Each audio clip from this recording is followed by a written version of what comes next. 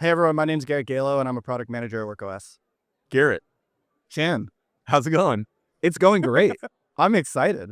It is early. I'm a little tired, but it's going to be a great day. What are you most excited about putting on this year at Enterprise Ready Conf? I think it's the announcements. Obviously, I'm on the product team, so I care about product a lot. We got some really cool stuff we're announcing. Tell me about it. AuthKit for platforms. That's the one. It's the sleeper hit. I've been talking about it internally. You've probably heard me going on about it, but it lets any platform embed auth for their customers. So we did it with Convex. Deploy an app. Don't have to think about auth. It comes with it. AuthKit's all set up, count provisioned, everything's ready to go. We're expanding it. I can't say who else is going to be adopting it yet.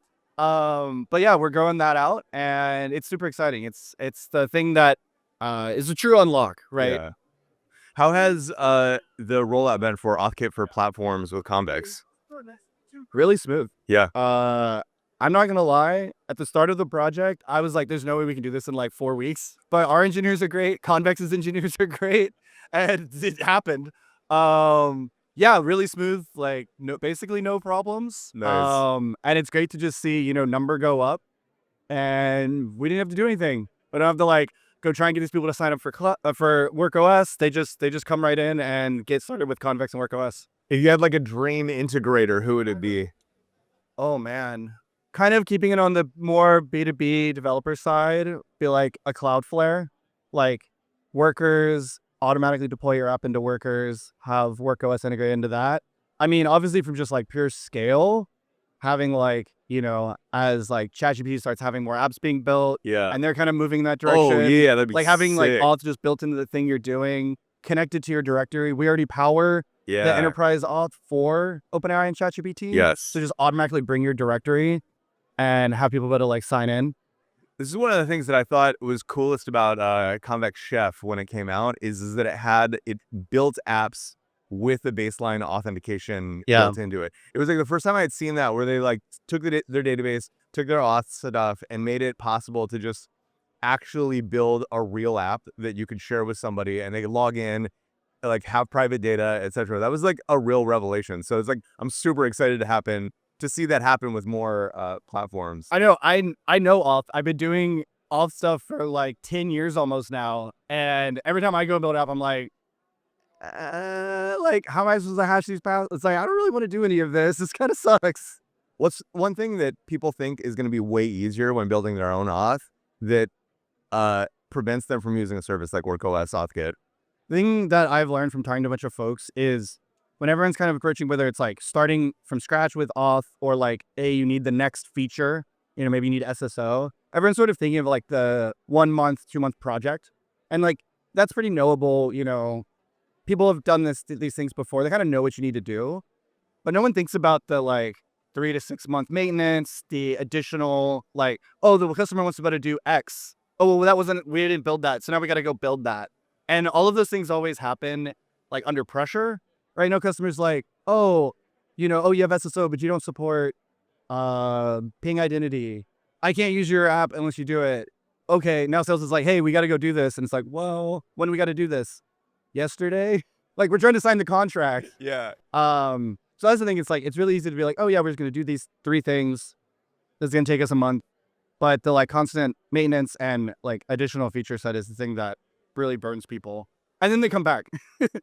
A year later, they'll be like, actually, this kind of sucks. Can we just use WorkOS? What would you say to someone who has like really ambitious goals and it's kind of like deciding between auth platforms right now? Like what is the biggest sales pitch for like going AuthKit from day one? If you are going to sell to businesses, then WorkOS is going to be the best platform because we are going to give you the runway from day one to Fortune 500, Fortune 100 company. Other platforms kind of do that or they're focused elsewhere. If you're building the next like Snapchat, probably don't use WorkOS. It's okay. I can say that, right? Like, I mean, you can. I'm not saying don't necessarily, but like if you are building the next enterprise application that you want to sell to Microsoft, then yes, that is a long road, but we will be one step ahead in your journey so that when you need the next thing, we'll already have it and you should just be able to plug and play and go. I've heard that the line like for enterprise is like kind of coming down. Like that idea of like going like upmarket, like upmarket is kind of like coming down market. Yeah. Yeah, it really is. 9 years ago when I was at Cloudflare, we had been signing enterprise deals for a while before we had a customer that said, no, we won't sign unless you have single sign-on. Yeah. And then we had to go build it and rush it in 3 months. If only WorkOS existed then. But yeah, I mean, from a security perspective, things like single sign-on are becoming table stakes, right? Everyone has Okta or Intra or one of these IDPs, securing their employee directory. And so things like that are becoming pretty much table stakes. I mean, we've seen that with OpenAI lowered the tier requirement for single sign-on. Yep. And so that's becoming a lot more ubiquitous. And so, yeah, companies much, much earlier than 10 years ago need to build some of these kind of what we could traditionally call enterprise features. They're really just becoming like business features, right? Like you imagine you have a business tier. It's like that's kind of become the expectation for a lot of these things now. Yeah. But then, there's actually all these like even more advanced things that companies now want. And that's becoming like the real enterprise tier. So it's not just, oh, I can do single sign-on, but, oh, I can, assign roles, based on complex logic for my directory, right? Like that becomes the differentiator for that true enterprise tier. So companies still can tier out their service in a way from their platform features. But yeah, more and more things move down market. And that's why we keep building more advanced things and, more high-end enterprise features to keep that going. So for someone who doesn't understand SSO at all, right? And they're like, we've said SSO a lot. Yeah. They've just been like email password their entire like application, life. Why would someone demand SSO? What's the advantage to that company? Put yourself in the mind of like whoever does IT or security at your company. They are constantly terrified that someone is going to get hacked and emails are going to leak, chat's going to leak, sensitive data is going to leak, right? That is like their most common worry.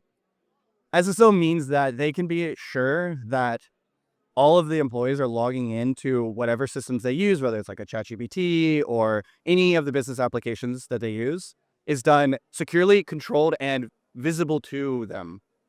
So it's much, much harder for like social engineering attacks, much harder for like password leaks to cause issues. And if there is anything wrong, they basically can take action much, much more quickly. Yeah, they have that terminate button on their side. Yeah, ready they to can go. go and if something bad happens to you and you're like, hey, I think something happened, in seconds they can be like, kill access. Yeah. And, even if something did happen, they can stop a bad actor before they can go and get the data, before they can go and do the things that they would have done. So, in this age where everything is online and everyone's trying to get at everyone else's data, it's surely become like a requirement if you're a serious business. So obviously AI is hot right now, and there's like a gazillion startups building brand new software. What are some advantages that they get using WorkOS AuthKit from day one that they wouldn't get out of the box using like an off-the-shelf or like open source platform? Yeah, I think the big thing is what's kind of changed with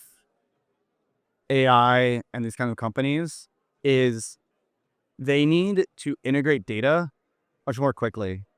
Most AI systems are dependent on access to some data of yours in order to like do something for you, right? Like ChatGPT is the thing in general, give me an answer across the internet, right? But in a work context, I need information about that. It's obviously possible to go build these things. But with WorkOS Pipes, which we announced today, you can pull in these integrations much, much more easily. You don't have to do the heavy lifting around figuring out the OAuth specification, which is complicated, to put it simply. Gently. And also, like, there's a lot of sensitive data. There's all these, like, refresh tokens, which are effectively passwords, like machine passwords that you now have to maintain and keep track of. And so by using like WorkOS Pipes, you sort of remove that layer, and whatever, kind of integrations you need to support in your app, you can kind of plug and play them really quickly. And so that just reduces that like either time to market or time to expand. As the company grows, you're going to get more requests for more capabilities, right? And you can just plug those in.